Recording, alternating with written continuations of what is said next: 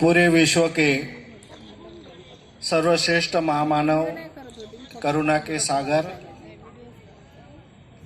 तथागत बुद्ध, चक्रवर्ती सम्राट अशोक, धम्म अशोक, संविधान के निर्माता, विश्व के ज्ञान प्रतीक, विश्व रत्न डॉक्टर बाबा साहब अम्बेडकर, सभी महामानव, उनको मैं अभिवादन करता हूँ, जिनके आदर्श पे मैं चलना चाहता हूँ, जिनका आदर्श मैं जीवन में उतारना चाहता हूँ। वैसे मेरे गुरु भदंत आर्य नागार्जुन सुरेश साई, दीक्षा भूमि के सचिव आदरणीय डॉक्टर फुलझेले साहब और समिति के सभी सदस्यगण, बनते नाग दीपंकर जी, उसी प्रकार जिन लोगों को सम्मान किया गया, हमारे भिक्षु संघ उपस्थित उपासक उपासिकाएं और हमारे जो पत्रकार आए और हमारे यूशन बुद्धा के टीवी के लोग, सभी को नमो बुद्धाय, जय भीम। 10 मई को एक साल पहले इस बुद्धिस्ट सेमिनरी का उद्घाटन हुआ। उस समय सभी समिति के, दीक्षा भूमि समिति के सभी सदस्य लोग हाजिर थे और उनके सामने इस बुद्धिस्ट सेमिनरी का उद्घाटन हुआ। उस समय मैं उपस्थित था और हमारे गुरु भदंत आर्य नागार्जुन सुरेश साई जी ने उसी समय मुझे कहा कि भंते जी, कल से आप यहाँ रहना शुरू कर दिए, ये आपको चलाना है, इसको संभालना है, क्योंकि ये बोधिसत्व डॉक्टर बाबा साहब अम्बेडकर के नाम से बुद्धिस्ट सेमिनरी, परम पूज्य डॉक्टर बाबा साहब अम्बेडकर स्मारक समिति दीक्षा भूमि के नाम से यहाँ पर स्थापित की गई और इसको आप अच्छी तरह से चला करके एक हमारे सबका मान सम्मान बढ़ाएंगे। इतनी बड़ी जवाबदारी उन्होंने मुझे सौंप दी और मुझे हिम्मत मिली। मैं हमेशा परम पूज्य डॉक्टर बाबा Saheb Ambedkar Buddhist seminary, Buddhist दीक्षा भूमि स्मारक समिति, इनका पहले से मैं बहुत ही आदर करते रहा। उनका कार्य मुझे बहुत पसंद आता था, पहले से पसंद आता था। तो मुझे बहुत अच्छा लगा कि उन्होंने मुझे इस लायक समझा कि मैं एक बुद्धिस्ट सेमिनरी चला सकता हूँ और मेरे गुरु ने मुझे वो काम सौंप दिया। तब से मैंने ये इस काम को शुरू किया। धीरे धीरे उसका विकास करने का काम शुरू हो गया।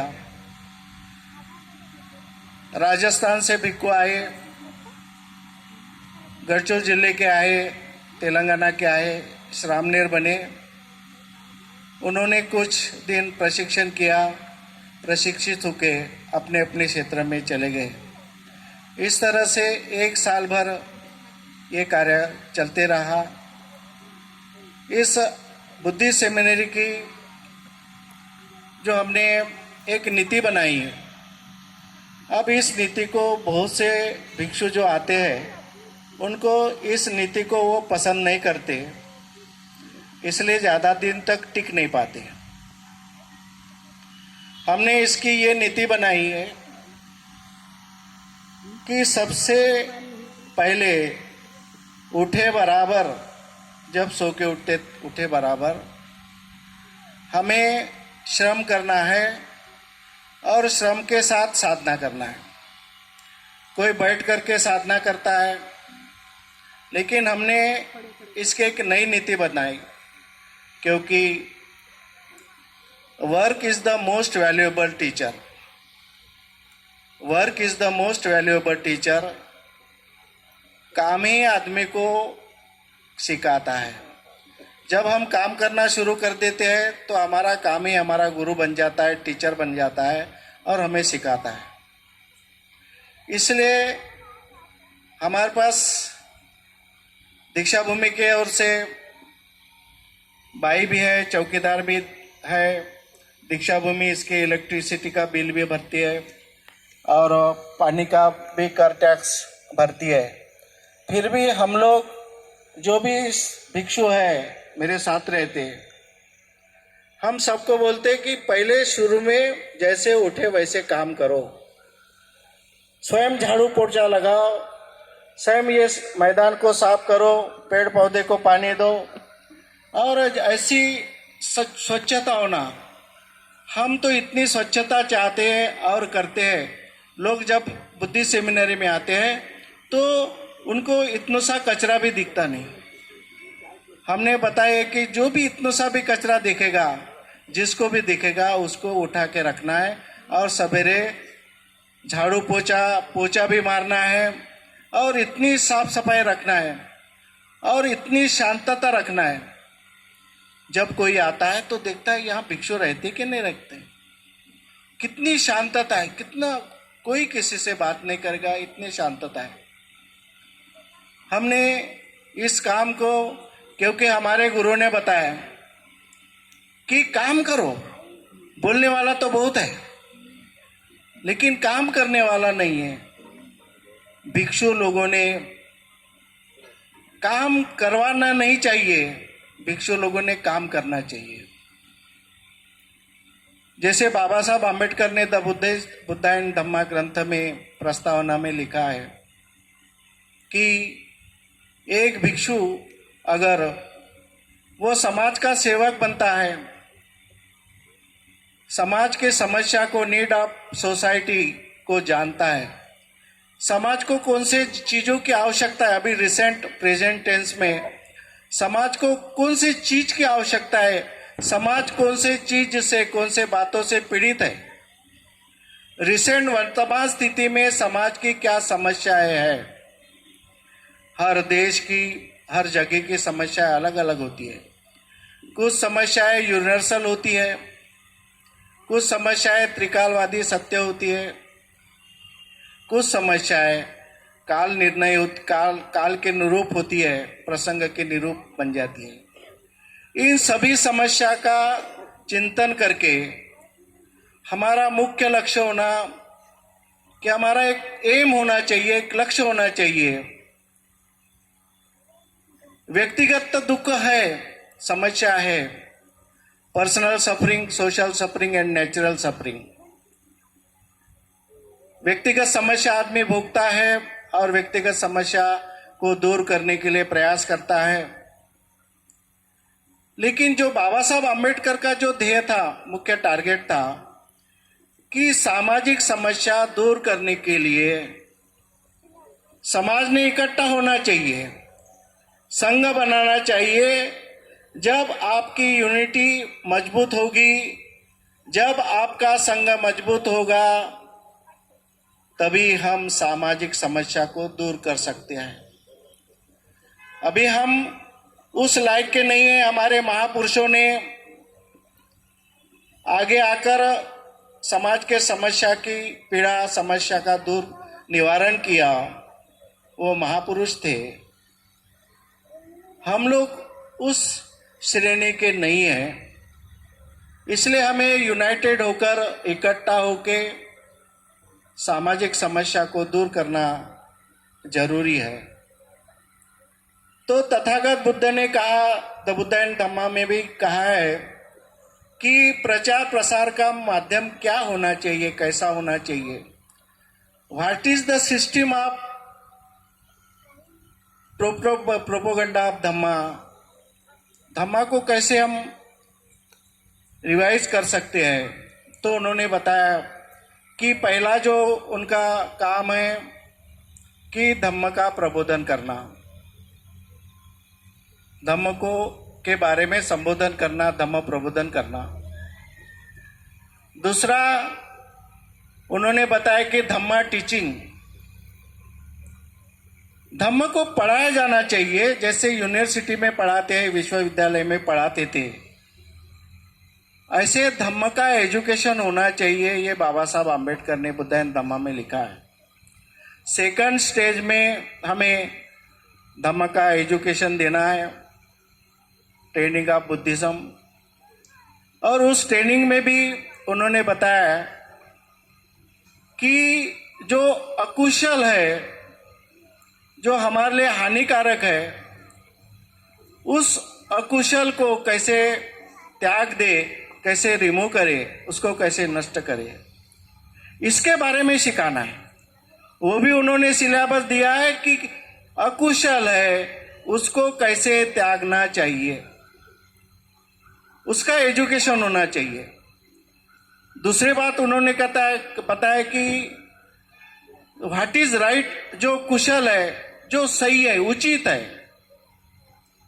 बहुत से लोगों को उचित समझ में आता है कि ये ठीक है, अच्छा है, लेकिन उसको जीवन में कैसा उतारना चाहिए, इस बारे में उनके जो सिस्टम होती है जीवन में उतारने की, एक प्रोसीजर होती है, वो उसको पता नहीं होने के कारण धम्म को हम घर घर तक नहीं पहुंचा सकते या मन तक नहीं पहुंचा सकते।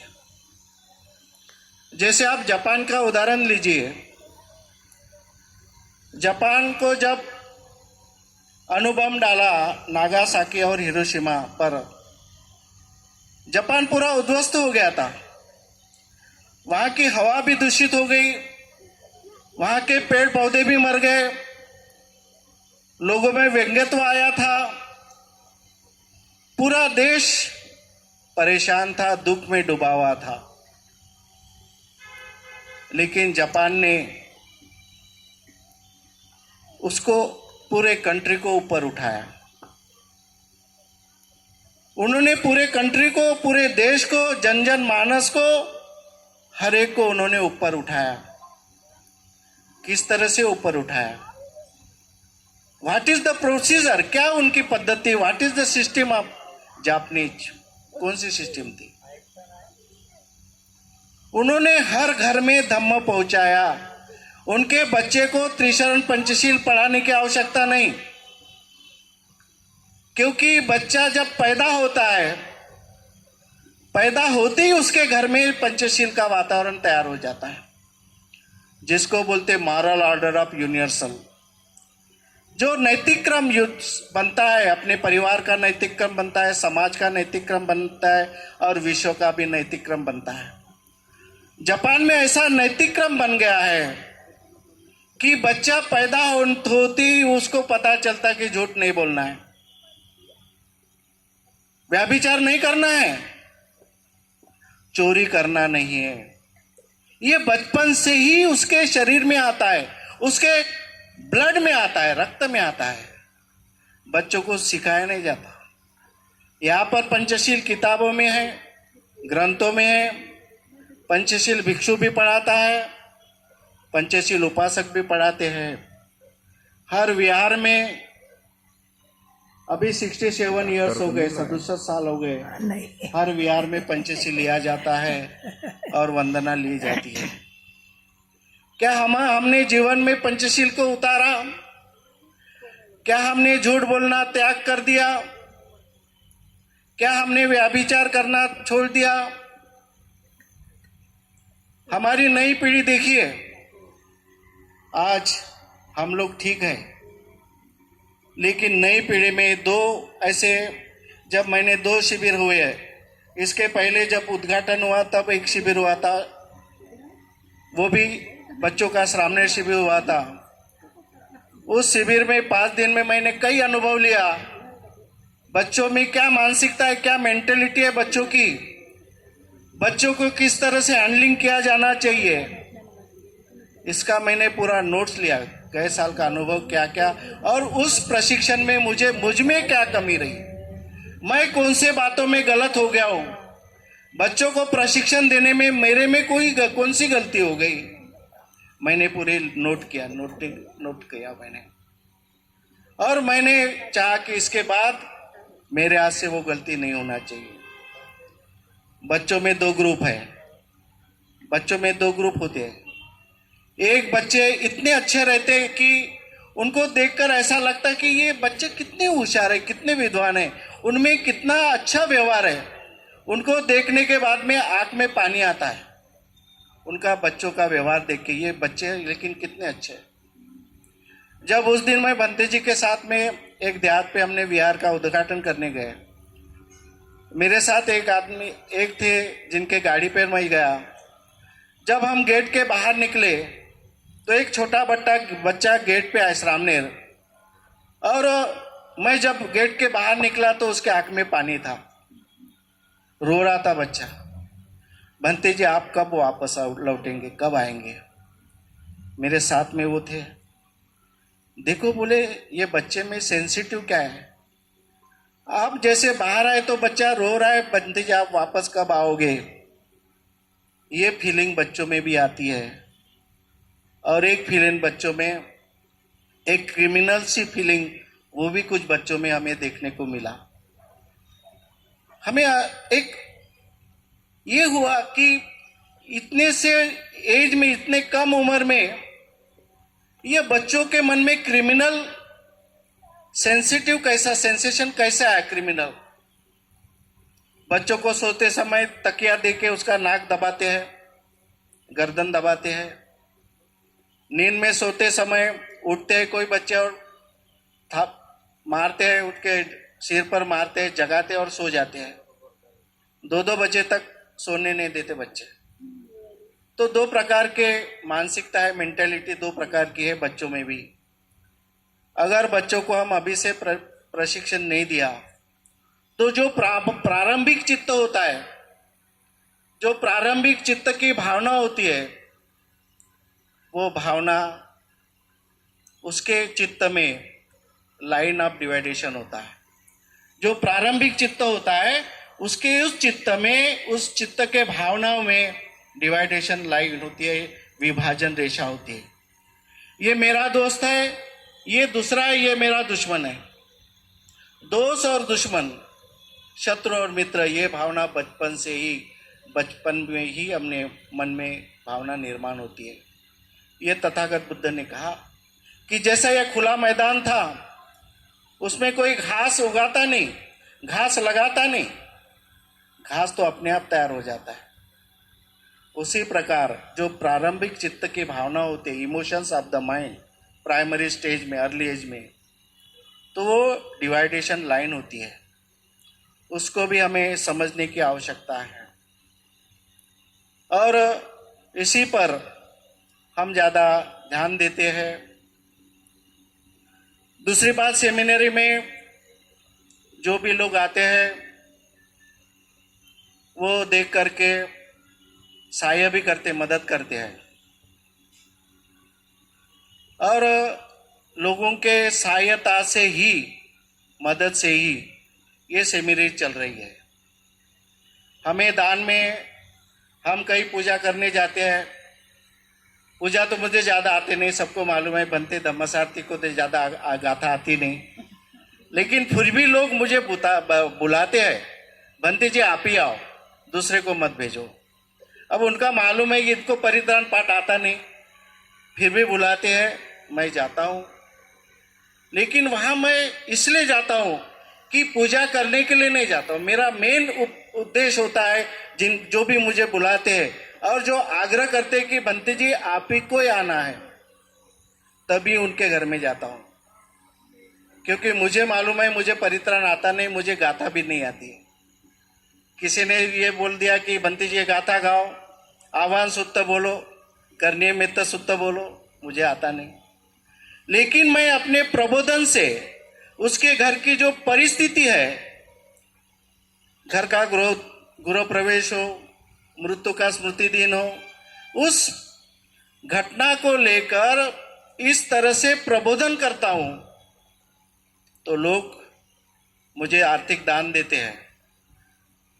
आर्थिक दान के वजह से हम ये बुद्धिस्ट सेमिनरी चला। जो भी दान मिलता है, मुझे दान मिलता है, वो मेरा दान नहीं रहता, मेरे अकेले का दान नहीं रहता। मुझे चाहे 500 रुपये मिलो, 200 रुपये मिले, हम संघ में जमा करते हैं। यहाँ पे जितने भी भिक्षु है, वो जो भी करता है वो संघ में जमा होता है। और भिक्षु को जो भी लगता है, चाहे बीमारी हो, पैसा हो, दवा हो, उसकी जो भी जरूरत है वो संघ के तरफ से पूरी की जाती है। यहाँ पे व्यक्तिगत नहीं है, यहाँ पे संघ चलता है। जो तथागत बुद्ध के जमाने में संघ की भावना थी, कोई भी प्रॉपर्टी संघ की होती है, व्यक्तिगत भिक्षु की प्रॉपर्टी नहीं होती है। और यहाँ भी हम दीक्षा भूमि के वजह से यहाँ पे सेमिनरी बनाए हैं। आप यहाँ के हर एक बर्तन पे आप नाम जाके देखिए, जो भी छोटा भी बर्तन है उस पे नाम आप देखिए, उसके ऊपर नाम लिखा हुआ है बुद्धिस्ट सेमिनरी का। व्यक्तिगत किसी का, व्यक्तिगत मुझे भी मिला होगा, लेकिन वो चीज मेरी नहीं है, वो एक संस्था की है, सेमिनरी की है, उस पे वही नाम लिखा जाएगा। और वो सब प्रॉपर्टी जितनी भी है ये दीक्षा भूमि की प्रॉपर्टी है, दीक्षा भूमि के वजह से चल रहा है, दीक्षा भूमि की प्रॉपर्टी है। एक सांघिक भावना निर्माण करने की कोशिश की जा रही है। चाहे हमसे गलती हो सकती है, मैं उतना विद्वान नहीं हूँ, मेरे से गलती हो सकती है, लेकिन मैं प्रयास करता हूँ कि गलती कम हो और मेरे में सुधार हो। मुझे कोई कमियां निकालता है, बंटी जी तुम्हारे में ये कमियां हैं, इसको सुधार करो, तुम्हारी यहाँ गलतियां हो रही, तो हमें बुरा नहीं लगता, हम उसका स्वागत करते हैं, उसका आदर करते हैं कि हमारी गलतियां निकालो, हम उसमें सुधार करेंगे ताकि बुद्धिस्ट सेमिनरी अच्छी चले। हम रहे न रहे, लेकिन बुद्धिस्ट सेमिनरी हमेशा चलती रहे और उसमें धम्म का प्रशिक्षण होता जाए, ये हमारी मन की इच्छा है। और इस कार्य में हमारे उनखाना के लोग हैं जो भी हर सैटरडे को, शनिवार को बड़े लोगों का, उपासक उपासिका का शिविर होता है, और हर रविवार को, संडे को बच्चों का शिविर होता है। 9 से 11 बजे तक बच्चों को पढ़ाया जाता। और ये भी शिविर आज मैं चालन के साथ कहता हूं कि बहुत कम भिक्षु हो गए कि जो बोर्ड पर पढ़ाते हैं, धम्म बोर्ड पे पढ़ाते हैं, लिखकर पढ़ाते हैं, समझाते हैं, हर एक बात का मतलब लोगों को समझाते हैं। और ऐसे ऐसे सब्जेक्ट तैयार करते हैं, ऐसे ऐसे विषय को तैयार करते हैं हम, जो पारंपरिक विषय नहीं, जो मॉडर्न युग में जो विषयों की आवश्यकता है, जो चीज़ों की आवश्यकता है, वो विषय सब्जेक्ट बना करके उसको लोगों तक पहुंचाने का काम करते, पढ़ाने का काम करते। जब शनिवार को, संडे को जब बच्चे आते, आप एक आधी बार विजिट कीजिए। मैं हर एक को बोलता कि आप आके देखिए क्या चलता है, मेरे बातों पे भरोसा मत कीजिए, क्योंकि भिक्षु भी झूठ बोल सकता है। मैं इस बात को मानता हूं कि भिक्षु झूठ बोल सकता है और बोलता भी है, इसलिए मेरे बातों पे भरोसा मत कीजिए। आप आओ, देखो और उसको परीक्षण करो कि बनते धम्मसारथी सही में सही काम कर रहा है या गलत काम कर रहा है। जब आप संडे को आके देखेंगे, इतने से बच्चे जब बैठते हैं, तो जब खाते हैं, हम नाश्ता हर शनिवार को जितने भी लोग रहेंगे हमारे तरफ से नाश्ता देते हैं, दान की अपेक्षा नहीं करते। छोटे बच्चे आते हैं, उनको यूनिफॉर्म के लिए पैसा, उनके नोटबुक के लिए पैसा और नाश्ता देते हैं। बच्चों को इतने दूर से आते हैं, रामबाग से आते हैं बच्चे, दूर से आते हैं, उनको नाश्ता भी देते हैं। तो जब वो नाश्ता करते हैं, हम अनुशासन पढ़ाते हैं। और बुद्ध धम्म में जो कहा गया कि लाभ डिसिप्लिन, बुद्ध धम्म की भिक्खु संघ की एक विशेषता है। अगर विशेषता को हम बनाए रखें तो लाभ डिसिप्लिन, जिसको अनुशासन कहते हैं, अनुशासन के अंदर नियम, लाभ डिसिप्लिन, शिस्त के अंदर भी एक शिस्त है।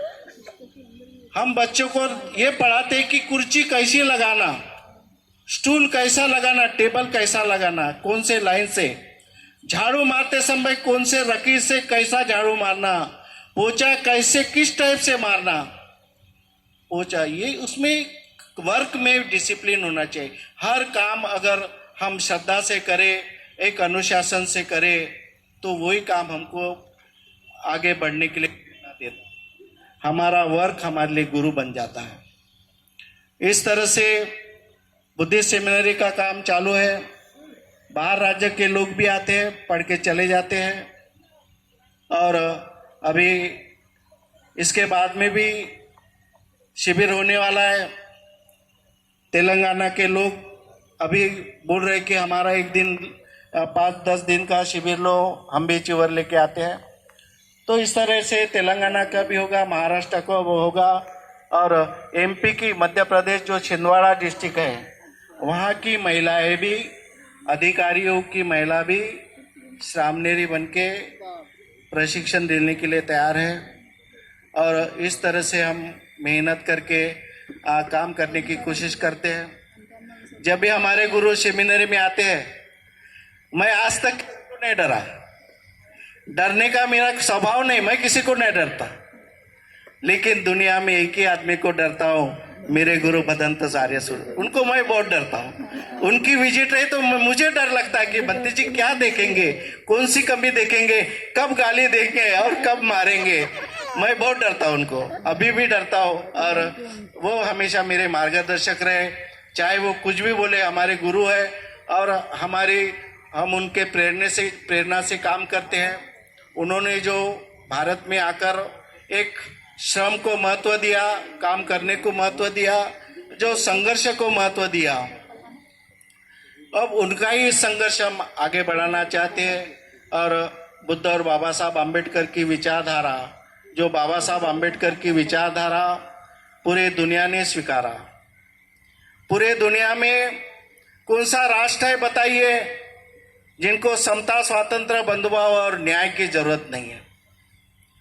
जिन्होंने बुद्ध धम्म को के माध्यम से ये 5 प्रिंसिपल उन्होंने लिखा, 5 तत्व उन्होंने लिए, मॉरल जिसको कहते हैं, मॉरल वैल्यूज, कि समता होना चाहिए, हर एक को स्वतंत्रता होना चाहिए, हर एक में बंधुभाव भाईचारा होना चाहिए, आपस में मैत्री भावना होना चाहिए, और हर एक को न्याय मिलना चाहिए।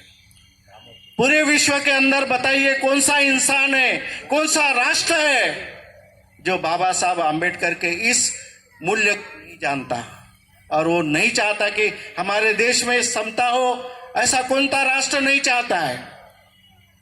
हर एक विश्व का हर एक इंसान चाहता है जो बाबा साहब आम्बेडकर ने जिसको आगे बढ़ाया, जिस पे ऊपर उन्होंने संविधान निर्माण किया, उसी मॉरल वैल्यूज को नजर रखते हुए, और हमारे भंते जी का संघर्ष, उसी को हम सामने आदर्श रखते हुए मैं इस बुद्धिस्ट सेमिनरी को चलाने का प्रयास करता हूँ। और यहाँ के लोग मेरे पीछे हैं, यहाँ के लोग मुझे सहकार्य करते हैं, और मेरे पीछे परम पूज्य डॉक्टर बाबा साहब आम्बेडकर स्मारक समिति है। मुझे किसी का डर नहीं है, स्मारक समिति है। मैं स्मारक समिति के विरुद्ध में एक भी बात सुनना नहीं चाहता।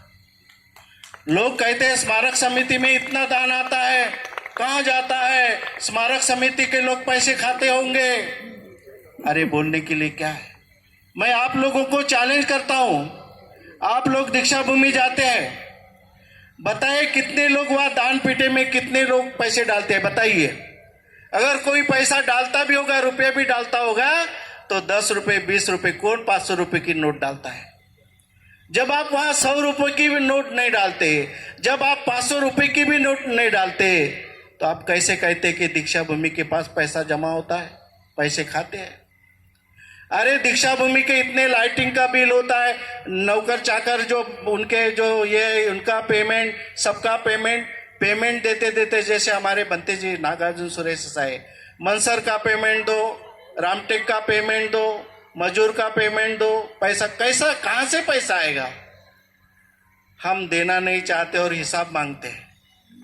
इसलिए मैंने भी इतना बड़ा कार्यक्रम किया, इस पुतले का इतना बड़ा उद्घाटन किया, काम लगाया, उसका जो तो ये बनाया मैंने स्टैचू निर्माण करने के बाद में उसको बिठा के लिए, और बहुत बहुत काम है इसको। स्टील ये डोम बनाना है, बाकी काम है अभी भी। लेकिन मैंने बोला कि हम अपने मेहनत से करेंगे, क्योंकि जो 100 रुपये देता है वो ज्यादा सवाल करता है, जो 50,000 देगा वो सवाल नहीं करता, वो तो दान भावना से देता है। जो दान पेटी में 100 रुपये नहीं डालते वो पूछते हैं कि दीक्षा भूमि क्या कर रही पैसे का। जो बेचारा 1000 रुपये डालता, 500 रुपये डालता, वो कभी सवाल नहीं करता। मुझे इस बात की जानी है, मैं जानता हूँ ये मेंटेलिटी, आप मनुष्य की मेंटेलिटी जानता हूँ। इसलिए बाबा साहब आम्बेडकर कहते हैं कि तीसरा जो ट्रेनिंग होता है, जो एजुकेशन, धम्म एजुकेशन होना चाहिए, वो हम चला रहे हैं। तीसरा जो होता है ट्रेनिंग ऑफ माइंड, मन का प्रशिक्षण, वो अलग से होना चाहिए। मन का प्रशिक्षण होना चाहिए, प्रवृत्ति का प्रशिक्षण होना चाहिए और स्वभाव का प्रशिक्षण होना चाहिए। उसमें प्रैक्टिकल बातें, मन की प्रक्रिया कैसी चलती है, संवेदना कैसी निर्माण होती है, संज्ञा कैसी निर्माण होती है, संस्कार कैसे निर्माण होते हैं, और कॉन्शियसनेस जिसको वियान कहते हैं, वो वियान कैसा पैदा होता है, इंद्रिय कैसे काम करते हैं, ऑब्जेक्ट क्या है, सब्जेक्ट क्या है, कैसा वियान कॉन्शियस निर्माण करते हैं। इस सब का प्रशिक्षण ये भी आवश्यक है। ये तीसरी स्टेज है। ये तीसरी स्टेज भी यहाँ पे बुद्धि सेमिनरी में पढ़ाई जाती है। इस तरह से बुद्धि सेमिनरी का काम चल रहा है और आप लोग मेरे साथ रहेंगे ऐसी मैं अपेक्षा रखता हूँ। मेरे गुरु का हमेशा मुझे आशीर्वाद मिलता रहेगा और हमारे जो अंगरक्षक है, इसके संरक्षक है, परम पूज्य डॉक्टर बाबा साहब आम्बेडकर स्मारक समिति के सभी सचिव है, अध्यक्ष है और सभी सदस्यगण है, उनका भी मैं संरक्षण चाहता हूँ। वो हमेशा मेरे पीछे रहेंगे ऐसी मैं अपेक्षा करते हुए अपने धम्म देशनाथ या अपने संबोधन को मैं यहाँ पे विराम देता हूँ। नमो बुद्धाय, जय भीम। नमो बुद्धाय, जय भीम। जय भीम, जय भीम, जय भीम, जय भीम।